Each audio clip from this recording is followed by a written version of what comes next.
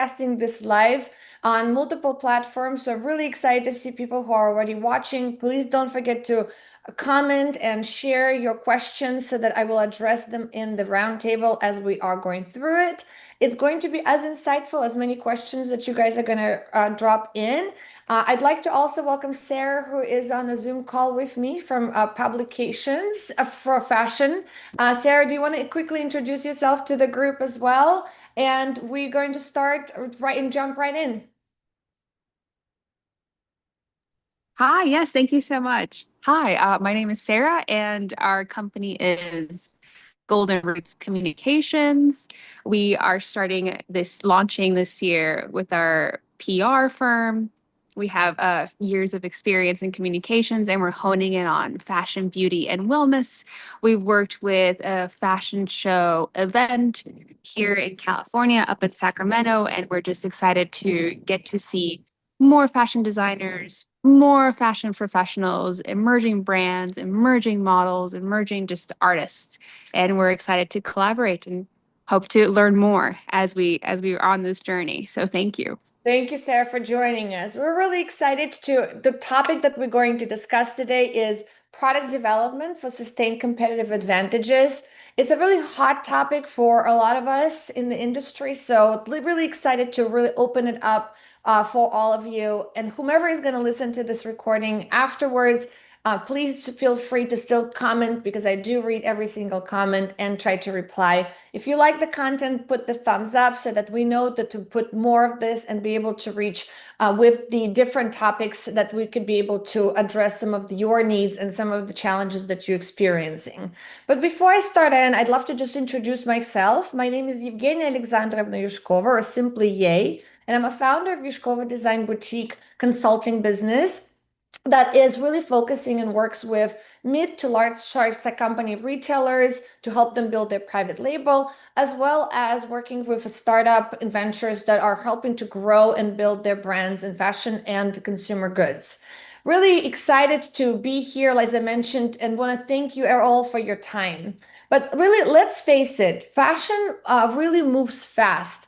And in today's landscape, you're not just competing against other brands. You are competing against time, disruption, and really a digital noise that's happening around us.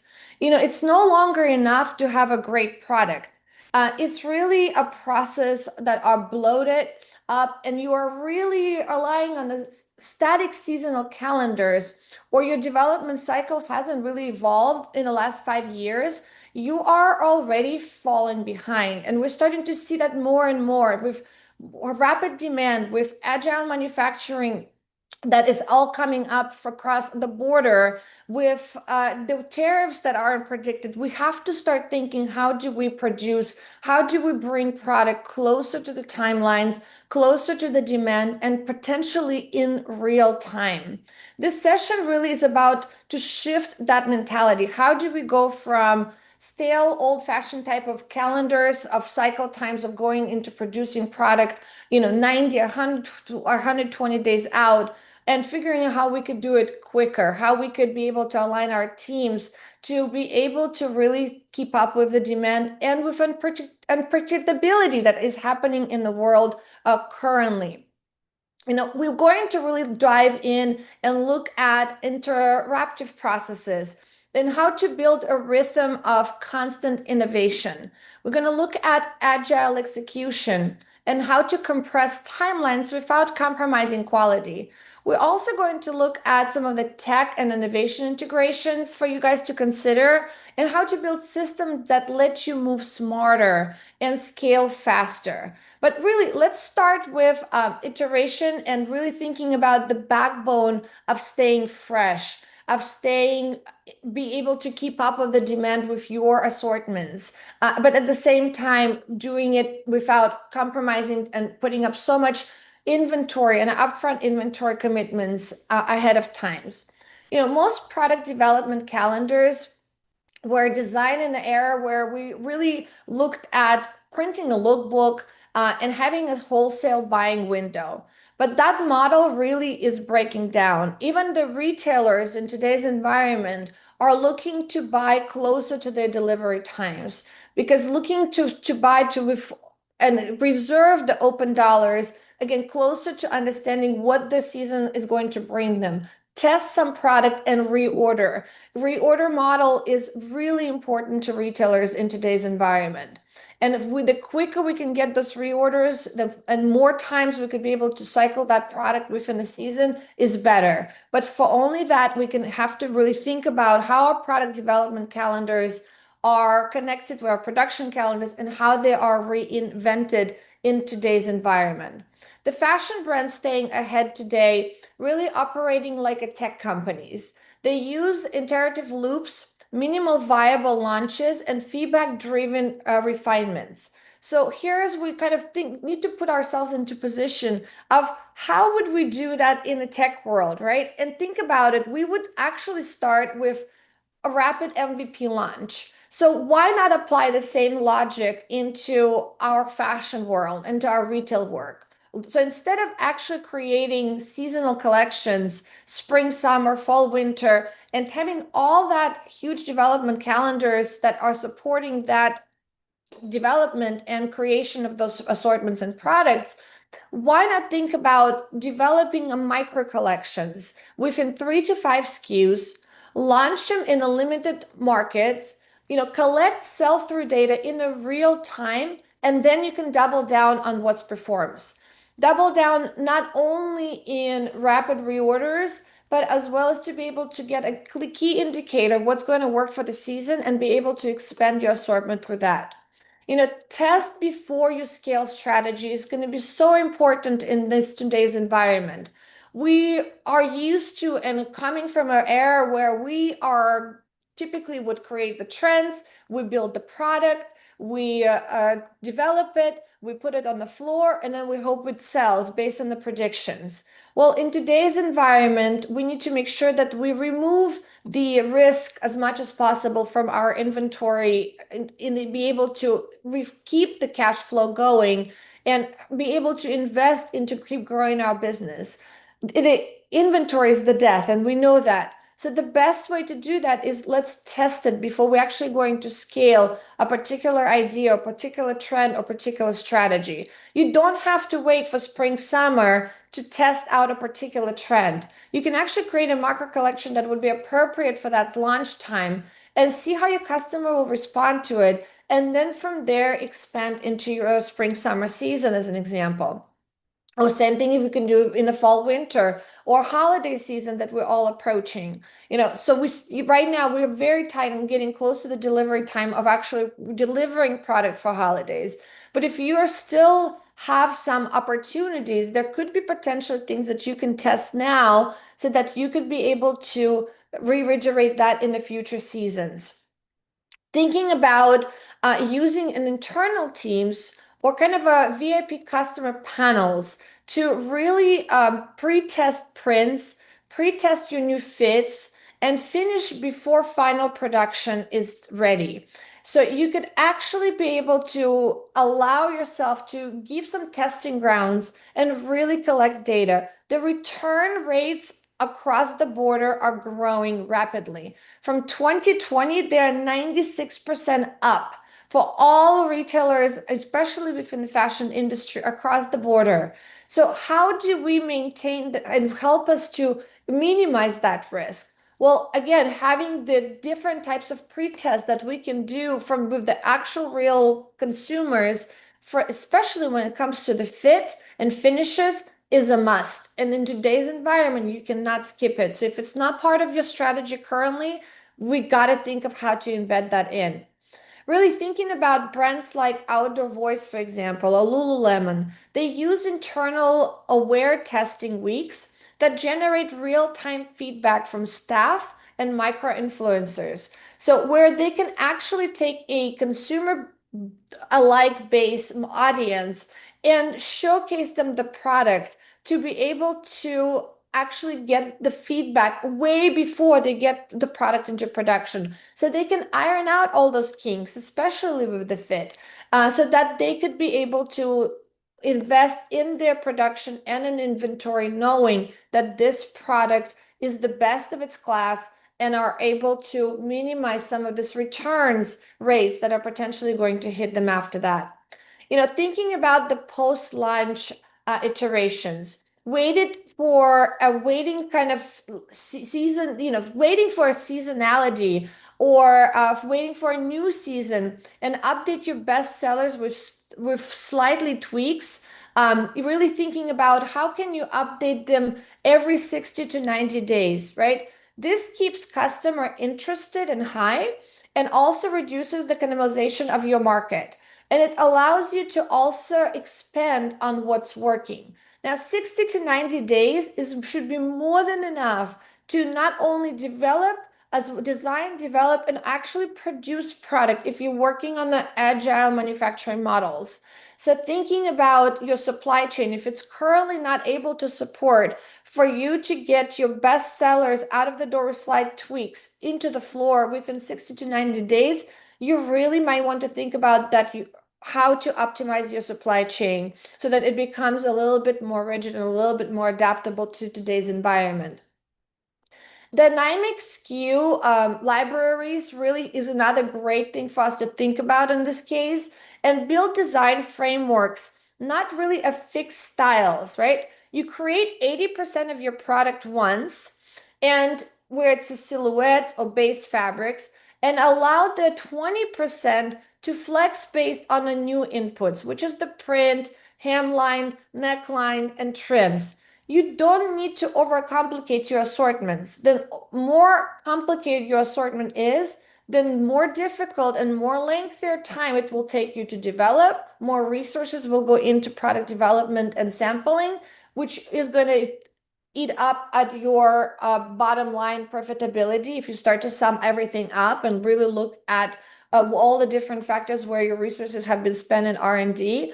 And really, if you have spent time in R&D and you have great styles, you don't need to reinvent the wheel all the time. You really just need to be able to keep it updated and exciting for the customer. Let them fall in love with your essential product, and then continue to test small pockets of new products and new categories for you to be able to expand and find your new winners. Don't treat product development as a campaign. It's really a living system. Create a modular toolkit to assess fabric base, trim libraries, and approve fit blocks. This is another thing I cannot stress more and more about. And we've talked a lot of times with multiple people on this calls, as well as having in other experts in the industry who are providing consulting services. And we all talk about the same thing. Fit is a must. So if you are a new brand and you're trying to develop product, first establish your fit blocks. First establish what is your fit going to be for your product, and stick with it so that you could be able to build the trust of your consumer that your product fits from style to style and it does not change.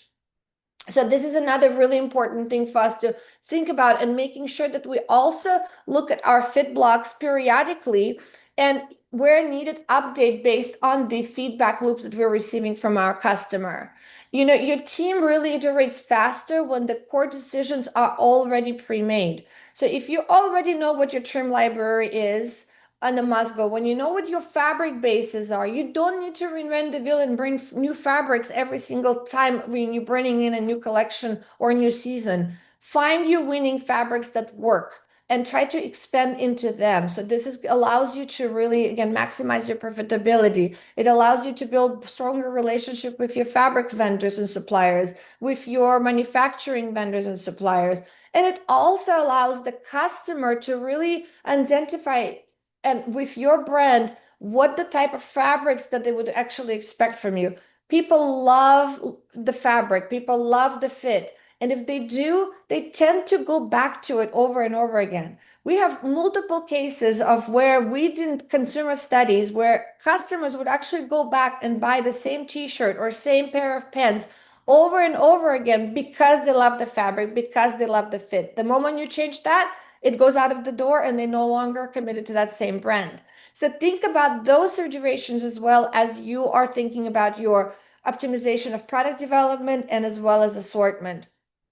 Thank you guys so much for questions that are coming in from different platforms that we're live streaming.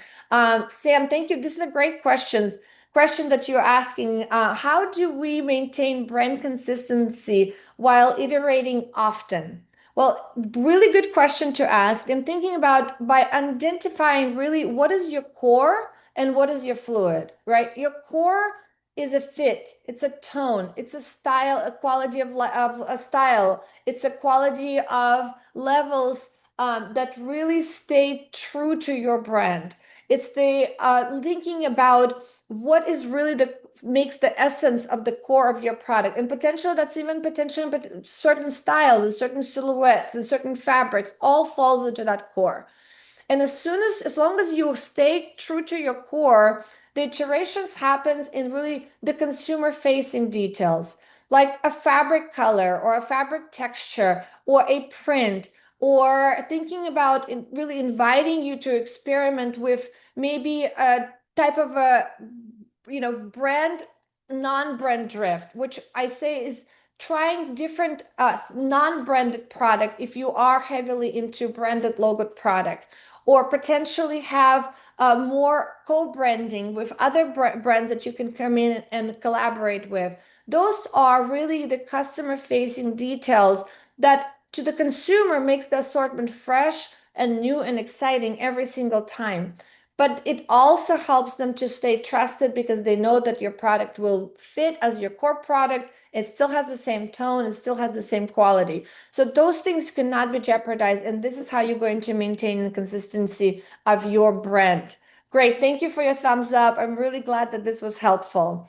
Mary, thank you for asking the question. Isn't this more work for designers and product teams? It's actually going to be less work in the long run. Once you take a systematic approach, it actually allows them, it removes all the different factors that they have to deal with extra R&Ds when you start to introduce multiples and plethora of new fabrics every single season. When teams are trained kind of on the module framework, they're not really reinventing the wheel every season. They're just refining it. Plus, have a short loop testing reduces the number of costly misfires and mistakes or costly product developments in the areas that you potentially might not even want to go to because your customer is not responding. So, thinking about how you can take even in your existing process and integrate a short loop testing modules, those would be a phenomenal, great way to start in order for you to be able to start transforming your overall product development strategies and how you do it. We really also think about using a parallel calendar sometimes. While your traditional team works with your regular calendar from fall, winter, spring, summer drops, your innovation pod, which you can kind of create out of a multi functional groups from different cross functionals that makes into a pod, which we're going to talk about in a minute. And that can really focus on continuous iteration and in-season style based on a rolling feedback.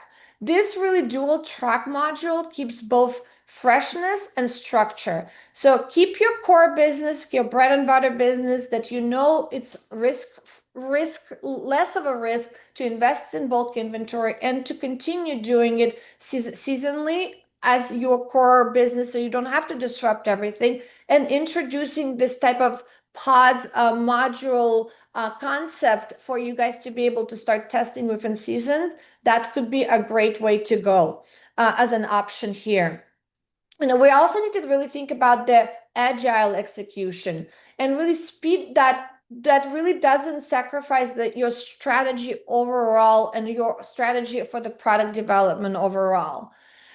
The agility is everything in today's market. So without agility, we are not going to be able to stay resilient for much longer. But agility isn't about just working faster. It's about designing a system that removes the friction, responds to signals, and empowers fast decision without losing control. Thinking about a couple of the factors that really go into agile executions and for top tier fashion companies and for quite a few of our clients that we work with, one of the things is definitely real-time line planning, right? Replaces the seasonal range plans with a rolling 90-day capsules. allowing the design, sourcing, and merchandising to adjust based on what's trending now, not what is going to happen in 9 months or what happened 9 months ago. Because if you think about it, in our traditional calendars, we start doing our trend forecasts and building the assortment and line plans typically about 9 months ahead of the season. So how can we reduce that and think about more of a capsule rollouts and within 90 days is going to be the question here, and going to be my challenge to you to see if you guys can think about whether that's an appropriate route to go. Parallel development tactics really to build two speed of execution. One would be the long range calendar, like we've talked about, for the high investment pieces, for your actual bread and butter that is low risk to invest inventory in, and a rapid response team that launches trend responsive capsules within 30 to 45 days. There's a phenomenal software and as well as supply chain solution that is new on the market called a Patchwork. If you guys are interested, please reach out to me. I'm happy to make the introductions. And they actually a phenomenal solution for this rapid response team. They can actually take any of your new styles and launch them within about 30 to 45 days. And your reorders, which they will monitor the demand of the sales, and the reorders can come in and be landed to your doors, to your customers' doors within 14 days. I mean, this is the future. This is the way to go. Now, we've been hearing a lot about this type of rapid modular manufacturing that is happening in China. What great about the Patchwork that they actually diversified and they are in multiple different countries outside of China. So allows us to be able to be flexible as the situation starts to really refine itself. So thinking about those aspects, empowered pods really to dedicating cross-function pods made out of the design, tech, merch, and sourcing operators. And I would actually also add a marketing, somebody from a marketing team that could be part of this pod. And on specific categories or launches. And those are going to be decision making in is this really streamlined because the approvals happen inside that pod. So they communitively decide what they're going to actually create, and it's much easier for them to then circulate all the different approvals and touch points to be able to move that product quicker to the market within that pod. And if you do have multiple different categories, then create multiple different pods for each category. Now, those could be somebody who are new to your team and just as an addition team members of the pod, or somebody could be who already currently on your team, but portion of their time they will be dedicating to this pods. So there's multiple ways of doing it. There is no right or wrong way. You just needs to figure it out what works for you and for your existing processes and your resources. And thinking about and adopting flexible sourcing model is a key. Brand using agile sourcing partners like on-demand manufacturers and digital-first vendors really reduces their lead times by 30 to 50%, which just gives you 30 to 50% more time to actually sell more product and turn your product faster and multiple times within the season. So thinking about whether your current sourcing models actually support that and whether your current manufacturing is actually have that embedded in them, at least for a section of your product, especially for the new ones that you're trying to test. If you're still approving every label or hang tag at the VP level or at even the director level, your process is probably having a problem. And really building a decision matrix, empowering your teams to make tired decisions based on volume, price points, and category is really significant and important. So thinking about your decision-making loop and how that also supported within your systems and gives appropriate triggers so that there's going to be no more waiting time or no one sitting there and waiting for the email to know whether it's been approved. It should all flow through appropriately through the system with the triggers in place, and as well as appropriate people on the team should have a power of approval. And that is very possible once you create standards and once you standardize the libraries from which they can pull from and they could use, as well as potentially standardized vendors to whom you're going, the vendor who you're going to purchase the trims from, or your hang tags and labels and so forth. Some companies now build also a kill switch into their calendars. And what that really means is a pre-approved pivot point where the product lines can be cut or accelerated or modified based on the performance of the early SKUs. Again, this is not possible if you have already invested in a lot of inventory upfront. This only will be possible if you are working in agile manufacturing strategies and able to agilely product develop so that you can quickly make those pivots without jeopardizing and getting stuck with all the inventory that you would have to order up front. Megan, thank you for your question. How do we manage the chaos of working faster without losing quality? This is a very great question I constantly receive because it's true. It's either you go fast or you either do a quality work. Well, quality control really shifts upstream in this case. You lock in quality standards first, right? You pre-vet your factories and you approve your materials early. So once all of those are approved and set in stone, your agile team works within those boundaries. And agility isn't chaos anymore. It's really a structure responsiveness. And so it allows them to be able to pivot really quickly and already minimize the amount of quality controls that you would have to do, at least on all of the components that makes up your product.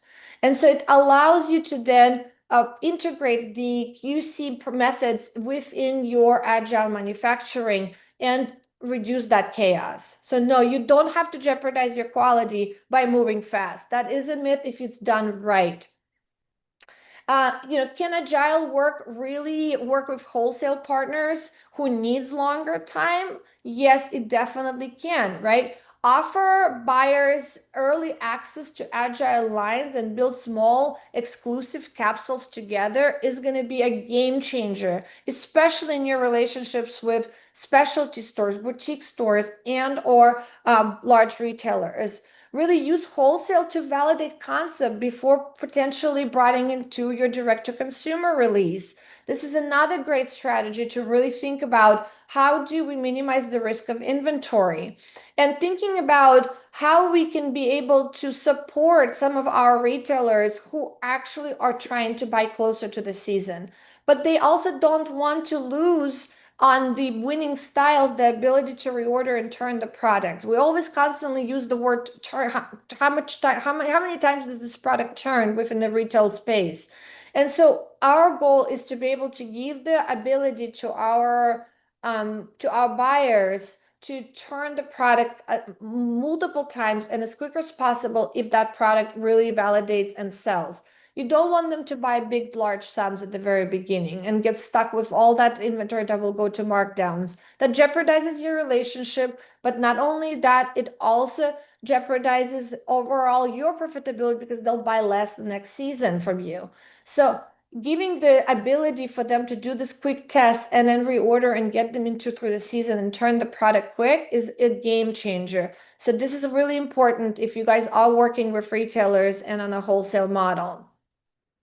And start with really one pod if you're considering doing the pods. Pick one category. As an example, pick an activewear, right? If you are or have multiple categories within your product. And then assign one designer, one merchant, and one sourcing lead. I would, like I mentioned, to also assign, if possible, one person from a marketing team. The reason I keep bringing the marketing team as early into this process is because it allows them more time to actually build the campaigns that are needed to support this launch of this product and actually start creating the hype ahead of time, potentially getting people on the waiting list about this product, potentially even getting actual customers providing intel of how this product is actually going to be shaped so that they get vested in this product that's going to come out. Creating this hype takes time. So when we finish the collection and only then involve marketing team, we actually handicap them of at least 3 months of the pre-work that they could have done to actually start building the hype for your sales and for your product. Really give them weekly targets, right, for the spots. And after 2 or 3 kind of agile cycles, you will have proof of point whether you want to restructure broadly and create more of those pods, or this model is not for you. So far, everyone we've integrated this model with, it worked 99% of the time. Now, why 1% typically fails is because of the stakeholders are not being fully committed to this idea. And once the stakeholders are not committed to this idea, unfortunately, the teams are not. And that's when it starts to fail. So if you are thinking of doing this and embedding that in your product development strategies, make sure that all your stakeholders are aligned with it, as well as be able to support this exact initiative. We really want to also look at the different technology and innovation integrations that are happening currently within this industry to help us with AI coming in on board, with the ability to get customers to actually fit them, scan their bodies, and so that you are no longer have to rely on the size charts. They can be able to then, based on the scans, the algorithms will match them to exact size within your products, within your assortment, and it allows them to get the product that we know is going to fit them and shy them away from buying the product that will not. That will help in long term to reduce the return rate. Because if you think about number one return reason is because the product did not fit. So if we can eliminate that ahead of time, that really puts us in a upper kind of level of how we are going to be able to get this result, and how we could be able to get the customer to make the decision and pull the right triggers. Thinking about on-demand planning and on-demand manufacturing, like we've discussed earlier, like patchwork as a solution in this particular case, where they actually are able to integrate into your Shopify stores. If you are running on Shopify at the current moment, they are going to expand where they're going to be able to integrate into your ERP soon. But once they get into your Shopify and you launch the first product that you develop with them, they track from there on, they track the demand of sales. And on a weekly or bi-weekly basis, they place automatic orders for what needs to be on that demand, and plus some based on the demand to cover you for the next 14 days. That product they turn very quickly, and from the time you place the order, by the time you get it into your doors, it's 14 days. It's incredible. It's a game changer. And they can do wovens, they can do knits, they can do denim, they can do a lot of different types of product categories that can help you. So again, like if you guys are interested, let me know. I'm happy to make a connection.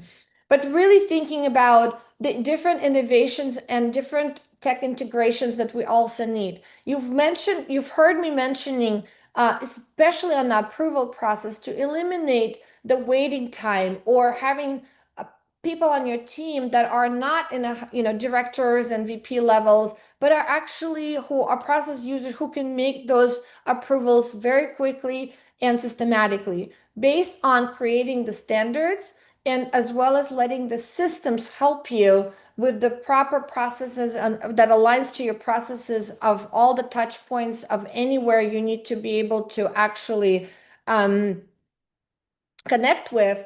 I'm sorry, to get the approvals with, you are now able to automate it. And so that, in order for that to happen, you need to have a tech stack. Now, PLM and the ERP tech stack is a must for any big, large growing business. Now, I understand that when we start up, you don't have the budget to invest into the systems. So majority of the times you're going to work out of Excel. But that doesn't mean that you cannot have the similar process put in place. There is ways of putting that process in place even when you are still working it manually. But once you get to 5 million, you definitely just start thinking about your systems. And by the time you get to 10 million, it's mind-boggling how many companies out there who still come to us who are operating at 10 million and up, and they still do not have a PLM systems in place, which is handicapping their teams to excel and expedite approval processes, standardizing their libraries and resources, having the vendors actually be able to deliver the product in and be able to comment within the platform. I mean, there's so much the benefits that are given with this particular systems that are incredibly important for us to have. And if we don't have them today, you are guys missing out. So this is something definitely for us to think through. I'm really excited that we are on this call. I want to pause for a second and give Sarah a chance to kind of share a little bit of her feedback now that she's like our guest on the call today. So while we kind of formulate, I'm seeing more questions are coming in. I'm kind of trying to sort them through right now. So Sarah, do you want to kind of give a little bit of a feedback so far of what you have learned and how helpful was this to even just open up your horizons of where this potentially can take you and potential collaborations? Oh, no, thank you so much for letting me share.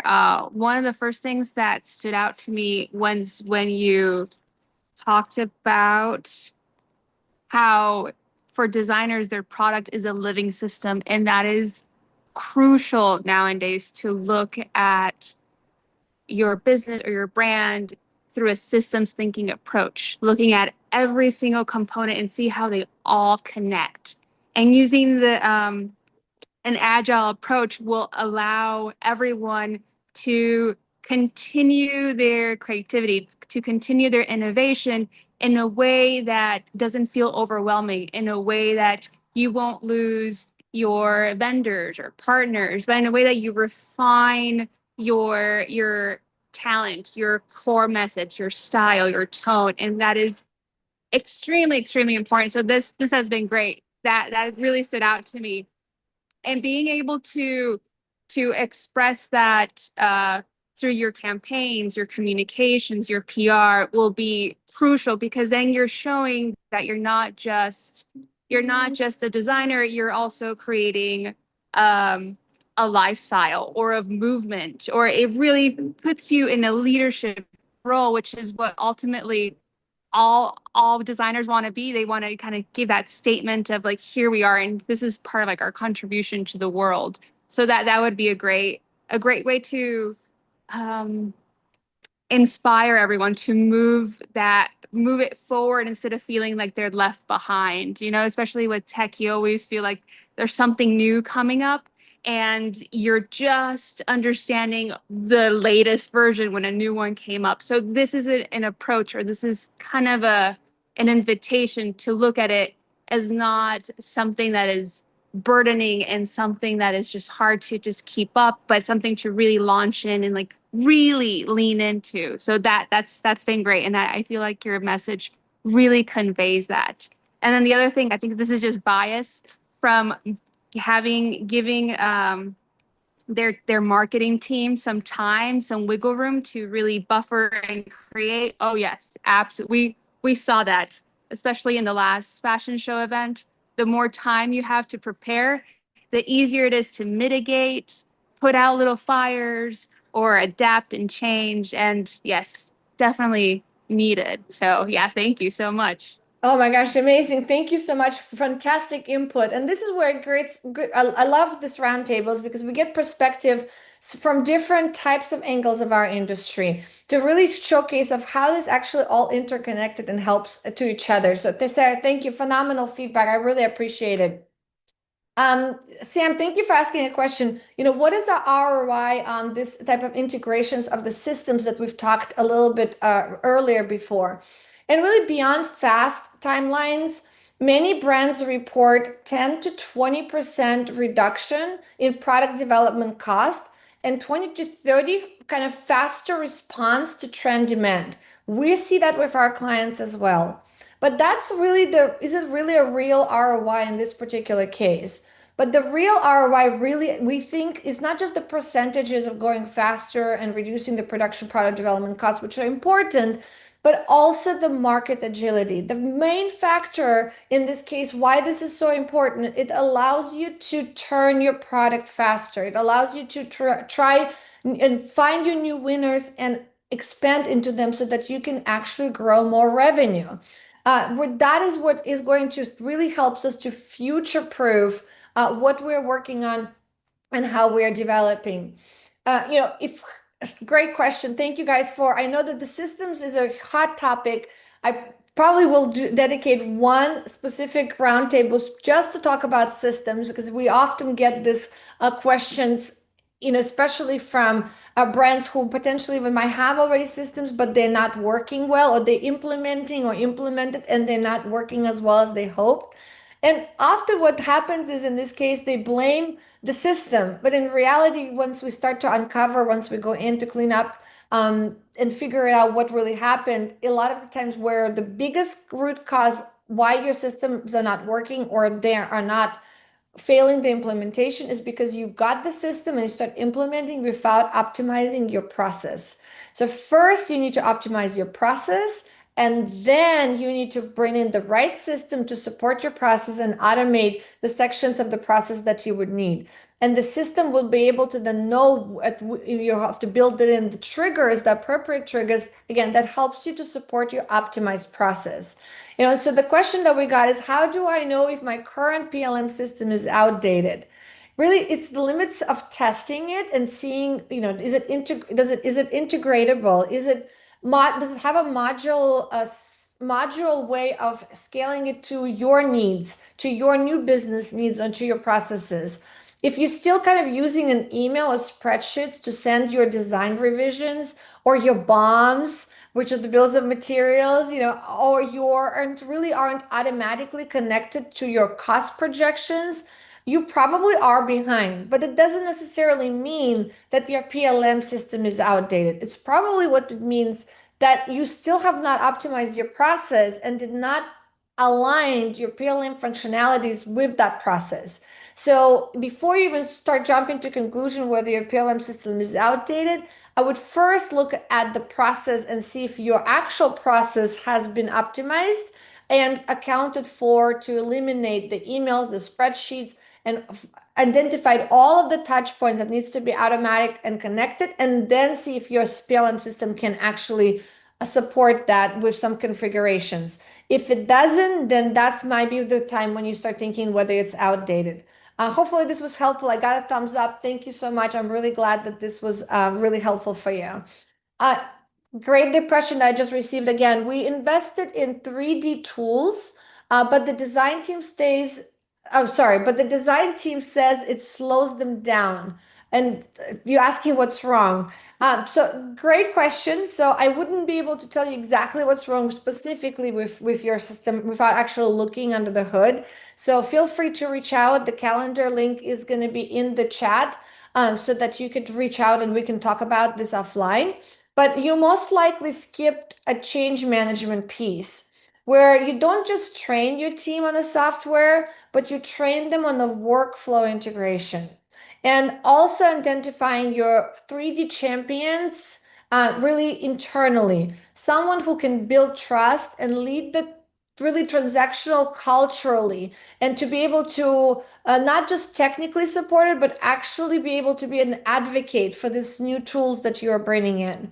So when we implement tools often, and this is what we often see for the clients who come with us crying for help because they are feeling that the systems that they've implemented, I just gave them more work and actually did not solve their problems, is exactly what we do is we'll look at their first, whether they ever optimize their process before they introduce the system. If they didn't, we have to optimize that first. Then we have to really think about the change management and seeing who is going to be responsible for onto the new process. And then we advocate for the automations that needs to happen that the system will bring. So, but you don't create, again, bring in the system on your old process. You need to first optimize that, implement that new process, make sure that it works, make sure that it actually did simplify your process users' lives, right? And open up some of the resource and capacity, and then show them the light within how these new tools are actually helping them or even optimize it even more and further. Then they will be on board and they will be very happy to learn it, but yet it will no longer slow you down because you're layering that system on already optimized process that works. Does that kind of helps to answer? Great. I'm getting a thumbs up. Thank you so much. I'm really, again, if you want to talk a little more in depth, please do reach out. I'm happy to meet with you separately. Now we are coming down to kind of towards the end of our discussion, and I wanted to really just wrap up to talk about, like, to summarize what we have covered. And today we really have covered how to iterative process, keep your brand fresh and customer agile and aligned, and how your agile execution turns speed into strategy, and how your tech and innovation doesn't just reduce the cost, really that they increase the resilience, accuracy, and overall at the end they help you to increase your profit. The fashion businesses that thriving aren't the ones that are doing more. They're the ones who are doing it smarter, faster, linear, and constantly thinking of continuous improvement and optimization. They are restructuring, redefining roles.